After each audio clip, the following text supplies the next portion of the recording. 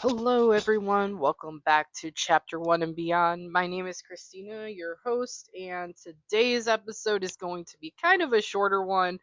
I'm still not totally through all the content books, if you will, for the Try It or Trash It series, so I figured today's episode will be about my February TBR. So I figured let's dive into what I have planned for February, how this is going to lead me into my 26 to read in 2026 pile, um, how this is going to help me with my physical TBR and all that jazz. So yeah, let's just dive right into it. All right, so I have my specialized stack. I have everything ready to go, and let's just dive right into it. So, I have been in an absolute sci fi mood lately. So, I have a wonderful stack from my um, physical TBR just kind of lurking and staring at me at this point. so, um, so I have over here, let's see, 6 books, it looks like. Yeah, 6 books that are off of my physical shelf that I'm really excited to prioritize for February. Um, whether this is going to be realistic or not, we'll like kind of go with it. Because I'm not really 100% sure how how and when I'm going to execute through this because um I feel like some of these I can access off of the Libby app via audiobook, and then I feel like sometimes like my mood reading kind of gets in the way of things too. So, and I'm also carrying some books over from January. So I do mention that in my January stats episode. So I don't want to spoil anything with that, but I'm only going to talk about the ones that I feel like I can prioritize for February, that I really, really want to get to. So we'll just talk about those in this, current episode. So the first one on the list, for my sci-fi picks, are Ultra 85 by Logic. I have been hearing amazing things about this book. This is let's see. I'll just read you guys the back cover just so that you guys have context into what Ultra 85 is. So it says on the back, from the #1 New York Times best-selling author of Supermarket comes a highly anticipated second novel set in the far future as two friends investigate whether the utopian planet Paradise lives up to its name. In the year 2115, when Earth is no longer inhabitable, the remainder of humanity lives in Babel, a giant space station. Two pilots, Quentin and Kai, must find the planet Paradise, where only the most promising citizens are allowed to live. On their journey, they encounter Quentin's estranged father, who left Babel for Paradise when Quentin was a child, and discover just how different Paradise is from what they imagined and how they must change it for the better. Sounds sounds very promising for a future. So I am really excited about this one. It is like under 300 pages. I believe it's only 241. Let me double check because I did write all these down. Um, oh, it's 286 pages. Still a pretty quick read. I feel like in a weekend I probably could knock this one out, depending on how dense the flipping through the pages, it doesn't look too bad. So I feel like I could probably get that done, probably in a day or even a weekend. So yeah, that's the first one that's on the list. I do have the Synapse sequence by Daniel Godfrey. Again, I'll just read the back cover for you. Um, reads like Philip K. Dick or Black Mirror meets Michael Crichton on by way of film noir. You really can't go wrong with this one. But it says, in a future London, humans are watched over by AIs and served by bots.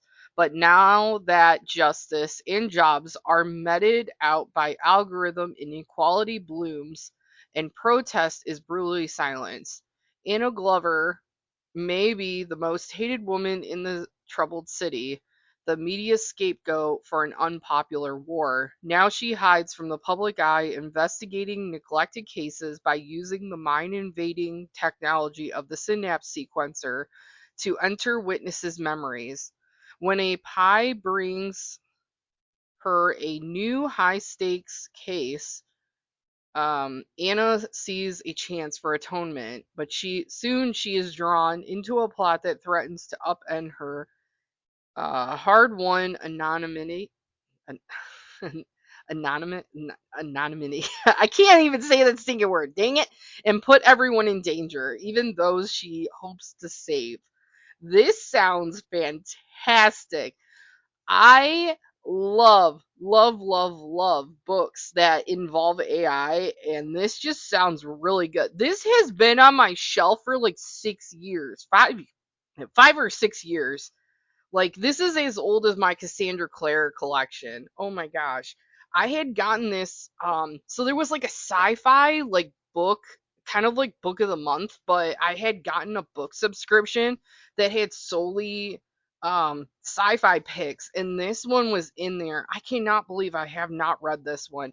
I am so excited for this one. I actually so when I to give you guys context, I was looking at my entire collection of to be read like physical books that were in my sci-fi genre like section, and this one just was like just sitting there in the corner, and I'm like, why haven't I read this one? Because the cover looks really flipping cool. It kind of looks like a neural network, kind of like a cell.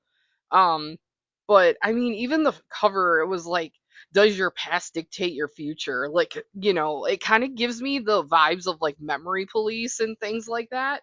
Um, but oh my gosh, that one sounds so good. I'm excited that I'm going to be able to read this one.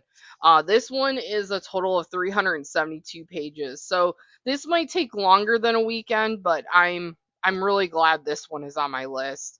Um, the next one that is on my list, believe it or not, I had almost gotten rid of this series, and um I was like, this cover is really cool. I've heard really great things about Amy Kaufman, which is one of the authors. Jay Kristoff is the other author of this book, but it is the Aurora Cycle series. This is the first book called Aurora Rising, and it kind of gives me vibes of like an intergalactic space like ragtag team. So like kind of like Guardians of the Galaxy, or even like Suicide Squad. That's what it reminds me of. But this is the back that it says on this book. It says the year is 2380 and the graduating cadets of Aurora Academy are being assigned their first missions. Star pupil Tyler Jones is ready to recruit the squad of his dreams, but is stuck with the dregs nobody else wanted: a cocky diplomat, a sociopath scientist, a smartass tech whiz, an alien warrior, and a tomboy pilot. Ty's squad isn't even his biggest problem. That'd be Aurora Jilin O'Malley, the girl he just rescued from interdimensional space. Trapped in cryo sleep for 2 centuries, Ari is out of time and out of her depth, but she could be the catalyst that starts a war millions of years in the making, and Tyler's squad of misfits might just be the last hope for the entire galaxy. Nobody panic. I mean, I can't really picture like what life would be like in 2380, but this just sounds really good, and I'm really glad that I had, kept it, cuz like even the artwork, like just flipping through this, the artwork just looks absolutely fantastic. Oh, there's even like, book club questions and stuff. Oh, that's cool. Okay, well, I'm really glad this one's on my list. This one is 470 pages, so we're really getting up in the page count for the month. So I don't know how this is gonna go. I'm a little I am a little concerned that I may have overdone it with this pile, but if I can at least get to maybe 3 or 4 of these, I think, there's a win-win in that. Okay, so this next one is actually a space opera-esque um sci-fi. It's by Melissa Landers. It's called Starflight. I had gotten this off of Book Outlet, like just from one of my impulse buyings about 4 or 3 years ago. But it does actually sound pretty cool. The back says Solera Brooks needs a fresh start, someplace where nobody cares about the engine grease beneath her fingernails or the felony tattoos across her knuckles. The outer realm may be lawless, but it's not like the law has ever been on her side. Still, off world travel doesn't come cheap. Solera is left with no choice but to indenture herself in exchange for passage to the outer realm. She just wishes it could have been to anyone besides Doran Spalding, the rich, pretty boy quarterback who made her life miserable in school. The tables suddenly turn when Doran is framed for conspiracy on Earth and Solera cons him into playing the role of her servant on board the Banshee, a ship manned by an eccentric crew with their own secrets. Given the price on both Doran's and Solera's heads, it may just be the safest place in the universe. It's been a long time since Solera has believed in anyone, and Doran is the last person she expected to trust. But when the Banshee's dangerous enemies catch up with them, Solera and Doran must come together to protect the ship that has become their home and the crew that feels like family. Yeah, it just sounds really cool. It sounds really action packed. It definitely has a gorgeous cover. Like I love this cover a lot. I think I have the Canadian version, to be honest. Maybe it's a UK version. I don't know, but it sounds fantastic. I mean, looking at the page count on this one, we're looking at about 359 pages.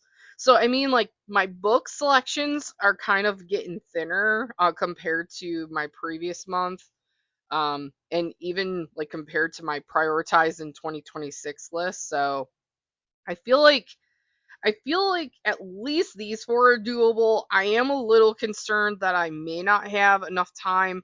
I mean, it all depends too. Like I know Aurora Rising, and I know these next two I believe are all on audiobooks. So I may be able to like kind of finick a little bit. But the next one that is on the list is by Charlie Jane Anders, The City in the Middle of the Night. I absolutely love Charlie Jane Anders. I've been, I have like quite a few of her books on my shelf. But yeah, it sounds really good. But here's like what the insert says. It says January is a dying planet divided between a permanently frozen darkness on one side and blazing endless sunshine on the other. Humanity clings to life, spread across two archaic cities built in the silver sliver of habitual habitable dusk. Sorry about that. But life inside the cities is just as dangerous as the uninhabitable wastelands outside. Sophie, a student and reluctant revolutionary, is supposed to be dead after being exiled into the night, saved only by forming an unusual bond with an enigmatic beast who roam the ice. Sophie vows to stay hidden from the world, hoping she can heal, but fate has other plans, and Sophie's ensuing odyssey and the ragtag family she finds will change the entire world. Welcome to the city in the middle of the night. That I'm sorry, but that just sounds so flipping good. um, oh man. I love Charlie Jane Anders. Like I read last month All the Birds in the Sky, and that was absolutely fantastic too. But I cannot believe I've still had that on my shelf and I still haven't read it. But that one is a total of 363 pages. So the last book that I do have on my prioritized February list for my sci-fi picks is Marie Lu Sky Hunter. Um, this is like my first book that I had that it had the sprayed edges, so I feel like I'm really excited about Marie Lu in general, just because like I've had so many of her works on my shelf, and now that I've been kind of diving in, I've read Warcross duology, I've read Red City, just everything about Marie Lu. I just love her writing. But here's the insert for this one. In a world broken by war, a team of young warriors is willing to sacrifice everything to save what they love. The Karen Karen Karensaw Federation has conquered a dozen countries, leaving Mara as one of the last free nations in the world. Refugees flee to its borders to escape a fate worse than death, transformation into mutant war beasts known as ghosts, creatures the Federation then sends to attack Mara. The legendary strikers, Mara's elite fighting force, are trained to stop them. But as the number of ghosts grow and Karensaw closes in, defeat seems inevitable. Still, one striker refuses to give up hope. Robbed of her voice and home, Talon Kanamai, I believe that's how it's pronounced, knows firsthand the brutality of the Federation. Their cruelty forced her and her mother to seek asylum in a country that considers their people repugnant. She finds comfort only with a handful of fellow strikers who have pledged their lives to one another and who are determined to push Karensaw back at all costs. When a mysterious prisoner is brought from the front, Talon senses there's more to him than meets the eye. Is he a spy from the Federation, or could he be the weapon that will save them all? Okay, so I haven't really been on a YA binge, but these all just sound fantastic. I don't think Ultra 85 in the Synapse sequence is a YA, but I have a feeling at least Aurora Rising, The City of the Middle of the Night, and Sky Hunter are at least YA. But for Marie Lu and Charlie Jane Anders, I'm all for it. Sky Hunter, I forgot to tell you guys, this one's 371 pages long. So if I conquer through physically reading all these books, which I don't think I'm going to be physically reading all of them, at least I will be enjoying them in some capacity, whether it's audiobook or not. It's 2,221 pages in total for this stack. Um, and then, so it's pretty ambitious for the month, especially since I have a lot going on with work and a lot going on with Girl Scouts. I just feel like this stack, right now, I'm feeling not very confident that I will physically read all of these, only because last month, I do mention how many I physically read versus audiobooks. So yeah, go check out that episode if you would like. But um, I will say that my physical consumption is definitely a lot less than my audiobook consumption at this point because of my schedule. So, where that would leave me on my 26 to read in 2026. I actually have not looked through this yet, but I'm trying to see if any of these titles are on this list. So far, no. Sky Hunter, I don't think is on this list either. No. Yeah, so this actually, like, this stack will not help me when it comes to my 26 to read in 2026. However, though, um, it will help me in my A to Z challenge because Ultra 85 will fulfill the U prompt. Let's see. I already got the S. Um, I already got the C. Okay, again, Synapse, again, Starflight. And then, okay, so it'll help me at least with one of these books, at least for my A to Z challenge. And then obviously it will knock off these books off of my physical to be read as well if I can get through them. As far as what I'm going to definitely be bringing into February, I'm definitely looking at Mistborn: The Final Empire by Brandon Sanderson. So that is taking me some time. I cannot. I tried the audiobook for Mistborn, and I'm sorry guys, but the narrator is so monotone. I was like falling asleep, and I'm like, I want to read it, and like reading it has been like a totally different experience for me. So I feel like that is what's probably going to kill the buzz of getting these physically read. So, um, one way or another, I am very excited about this stack. I'm really excited about the reads that I'm hoping to hit in February, especially with my sci-fi stack. I know I do want to get to the Dungeons Anarchist Cookbook by Matt Dinneman, which is the third in the Dungeon Crawler Carl series. So I'm hoping to also add that on to my February TBR. But beyond that, I guess we'll just kind of see how my mood reading kind of affects things too. So, um, because I know like my book club through work has not picked another book yet. So, I know like right now, I think we have Everyone in My Family Has Killed Someone by Benjamin Stevenson, filtering from January and February. So actually, I won't have another book for that because I know like we're just going to pick up and just do another pick in March. So February actually won't be affected by that. So, but yeah, that's the stack, that's the list. So, let me know your thoughts if you have like, touched any of these books. I know that like a lot of these books have not been mentioned on booktubers that talk about sci-fi and fantasy and things like that. I have not seen a single person talk about Aurora Rising or the Synapse sequence or Starflight or Ultra.